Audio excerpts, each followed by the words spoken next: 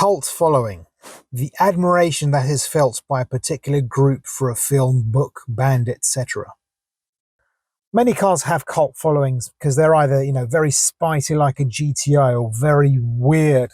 Even within Citroens, you get cars with different degrees of cult following. You've got the DS, you've got the SM, you've got the 2CV, that's a big one, and a good example of a weird car with a big following. And then to a lesser extent, cars like the CX and BX. But there's one Citroen that has a huge following, but its owners don't go out on the internet and shout about it. Not at all. They just stay at home and, do their things and use this car whenever necessary. That is the Citroen AX.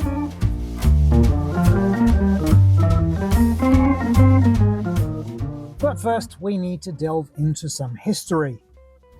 The Citroen AX was launched in 1986 and replaced the Citroen Visa. It was actually based on the concept car Eco 2000, or Eco 2000 as it would be called in France, where aerodynamics and low weight were the key aspects to making a car that was extremely economical. The AX was produced for 12 years and sold nearly 2.5 million units. You can read that on Wikipedia like I did. What's not on the Wikipedia page is how this car is still used as a daily driver by many people. Which begs the question, why is a car that was dreamt up in the early 80s not to be fast or flashy or anything like that, but just not to use up a lot of the owner's money, still so cherished by so many of those same owners? Well, it's not a straightforward answer. This particular one I am sitting in is a 1994 1.1i Image Special Edition. It was registered on the 22nd of April 1994, so exactly 30 years ago to the day that this video is coming out. It was registered by the current owner's mum, the current owner being my significant other, who's over there. And it's been a daily driver every day for those 30 years. The owner absolutely loves this car and will explain to you, logically how this is superior to every other vehicle on the road. If a car is cherished so much, what's so special about it? So that's what I'm going to try to answer in this video. Now, one thing that we can rule out as a reason for liking this car so much is probably the kit.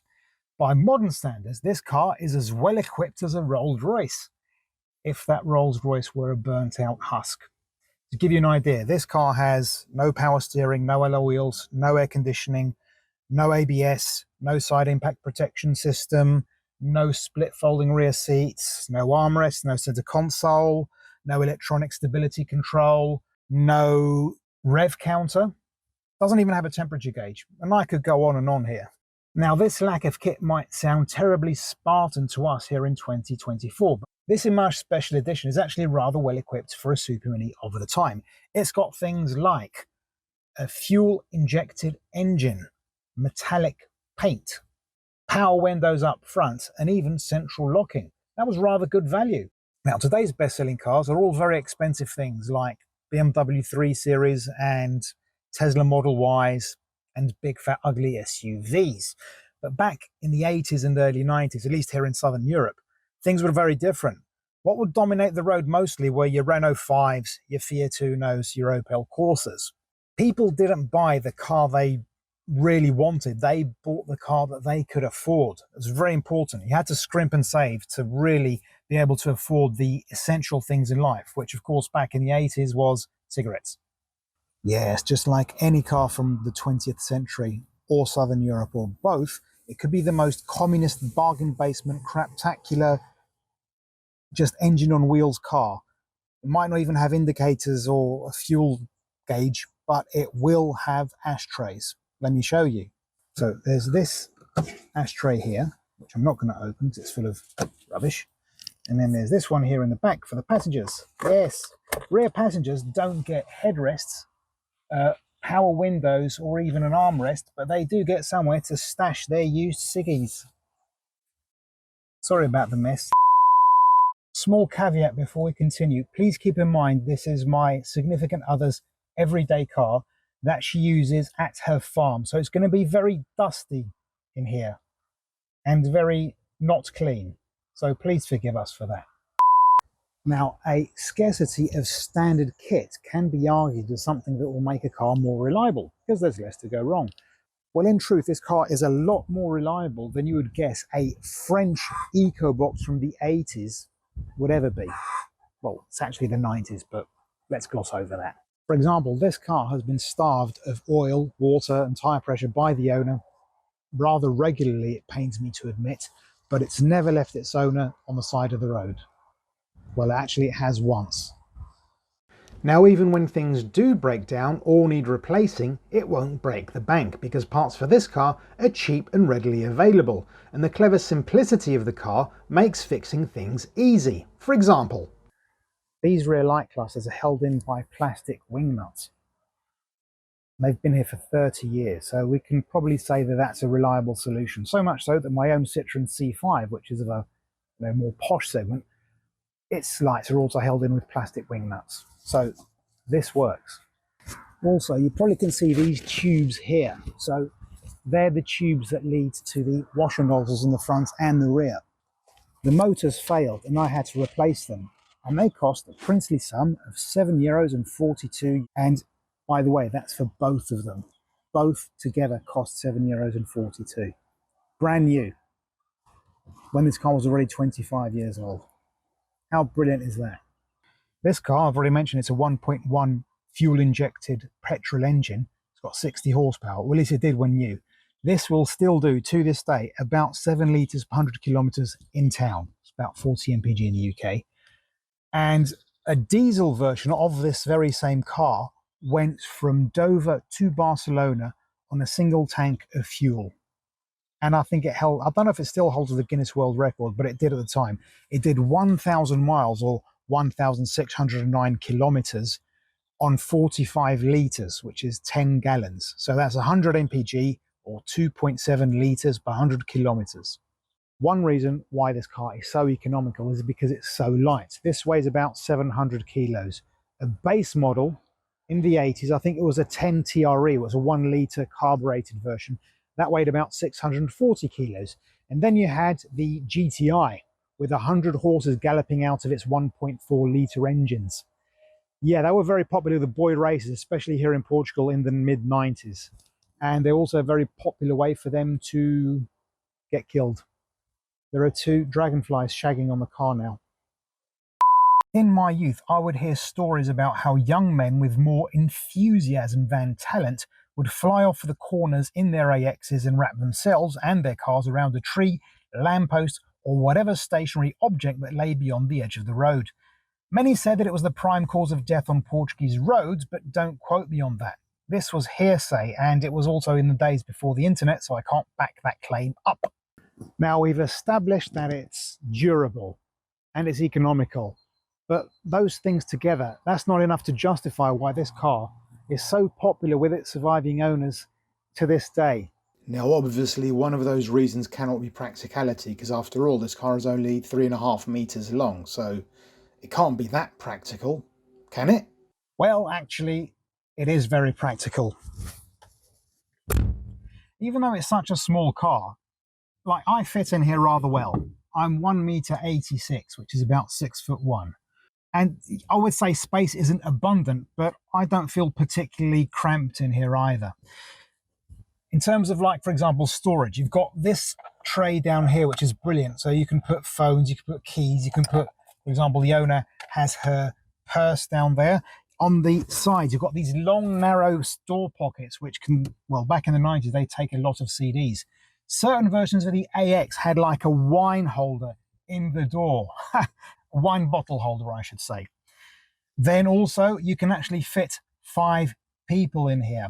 And the rear bench folds down, so you get extra capacity. By the way, the boot is 265 litres. Now, that might not sound like much, but considering that the contemporary C3, which is this car's direct successor, has 300 litres, that's a 10% difference.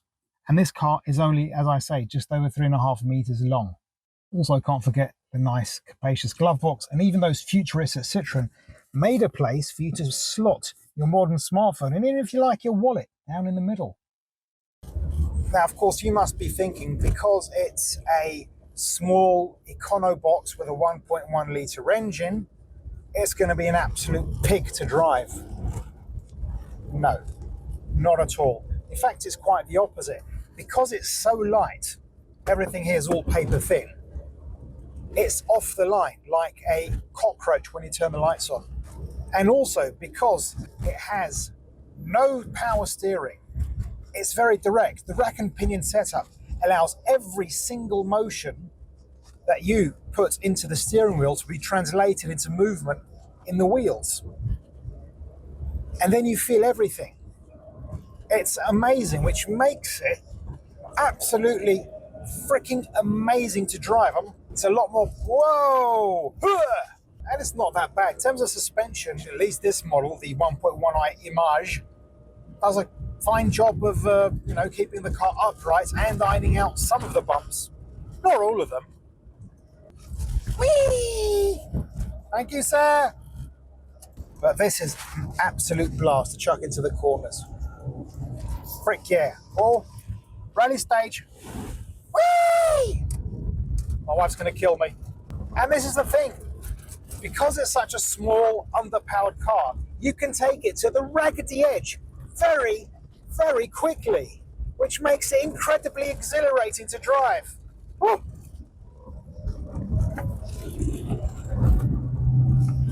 Oh.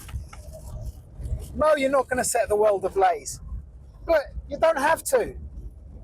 So it's perfect then, is it? Well, of course not. Nothing's perfect. And this car is very compromised to have its advantages. Now, we've already established more than once that it's very light, and that comes at a cost. These doors, well, they're basically just sheet metal with some stuff on it. And that's all very nice, but it becomes very unrefined in here.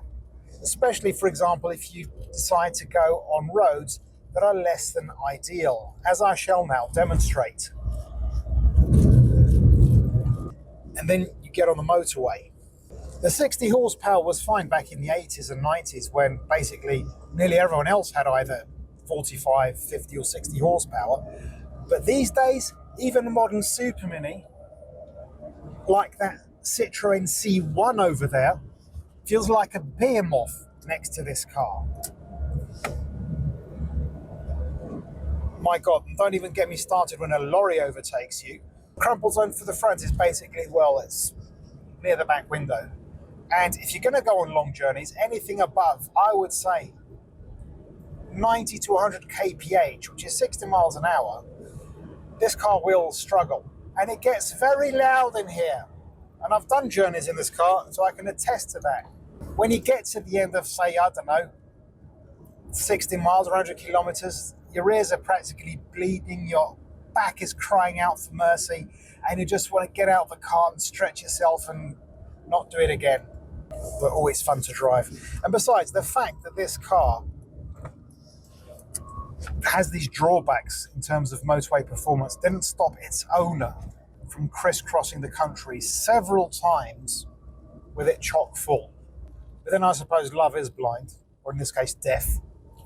Now, I think I've made a strong case as to why the Citroen AX is, well, in all aspects, a really, really good car. We've established it's economical, it's reliable, it's durable, it's fun to drive, and it's surprisingly rather practical. Yet, that doesn't explain why owners hold it in such high esteem. I mean, other cars are also reliable and economical and durable, blah, blah, blah, but usually they don't last 30 years. Especially not French cheap eco boxes from the mid-80s. I mean, if it was Japanese, oh yeah, they're supposed to be durable. Not these. These have no business being so good. And yet, I still don't think that explains why this car is so cherished by its owners. In fact, this sort of illustrates one of the things I like about cars. Cars defy logic. That's the charm of the thing. There is no rational explanation. Personally, I absolutely adore this car. I love the two-spoke steering wheel. I love that weird fake ruched leather on the doors and the same material as the seats, the same cloth. It just feels so cozy. And even this dirty dashboard, sorry, it's a farm car. What are you going to do? But even this dashboard, which is a recipe for hatred for modern motoring journalists with their dashboard groping fetishes and soft touch materials and all that stuff. It should be hateful. It's not. It's lovely. It's gorgeous. I've never ever grown tired of this interior to this day. Yes, the plastic is made from melted down toilet seats. So what? I love the smiley face. I mean, this is like a happy dog. It's like got one eye and craps in your carpet, but you still love it. It's just lovely. It's cozy. It's welcoming. It's brilliant. If this car is much more than the sum of its parts, and I think the AX deserves a lot more credit than us car guys give it. Now it's your turn. Let me know what you think of the Citroen AX. Maybe there are other cars similar to this, cars that have no business being so loved, so cherished, and so long-lasting, and still are. Thanks very much for watching. Please subscribe. Please leave a comment. Please share. Hope you enjoyed it. I'll see you in a future video.